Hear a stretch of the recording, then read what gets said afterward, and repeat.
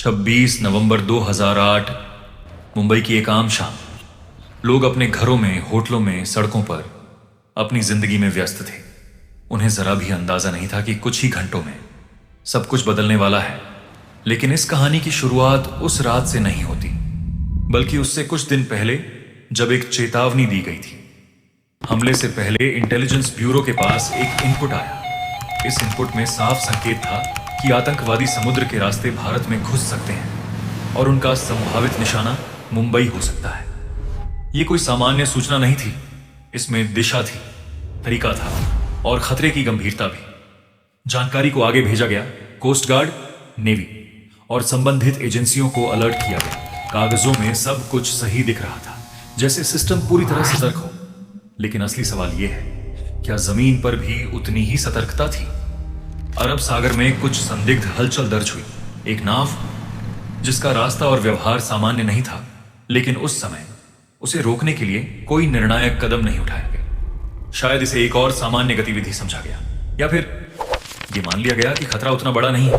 और यही वो पल था जहां एक छोटी सी चूक धीरे धीरे एक बड़े खतरे में बदलने लगी।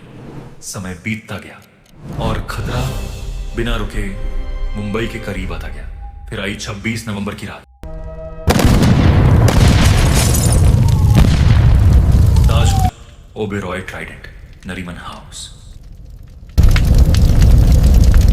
अचानक गोलियों की आवाज, धमाके, आग और डर। लोग भाग रहे थे, छुप रहे थे। कई लोग फंसे हुए थे, मदद का इंतजार कर रहे थे। और पूरा देश टीवी स्क्रीन पर यह सब होते हुए देख रहा था। सिर्फ 10 हमलावर, लेकिन उनके पास योजना थी, हथियार थे और समय था। उन्होंने समुद्र के रास्ते शहर में प्रवेश किया और कई घंटों तक देश की आर्थिक राजधानी को बंधक बना लिया। अब सवाल यह नहीं है कि हमला कैसे हुआ, सवाल यह है कि क्या इसे रोका जा सकता था? अगर उस चेतावनी को और गंभीरता से लिया जाता, अगर उस संदिग्ध गतिविधि पर तुरंत कार्रवाई होती, तो क्या कहानी अलग हो सकती थी? यह सवाल आज भी मौजूद है और शायद हमेशा रहेगा, क्योंकि कभी कभी खतरे अचानक नहीं आते, वे पहले संकेत देते हैं, धीरे धीरे करीब आते हैं। लेकिन जब हम उन संकेतों को समय पर समझ नहीं पाते, तो उसका अंजाम सिर्फ एक घटना नहीं होता, वो एक ऐसा जख्म बन जाता है जो सालों बाद भी देश को याद रहता है। धन्यवाद।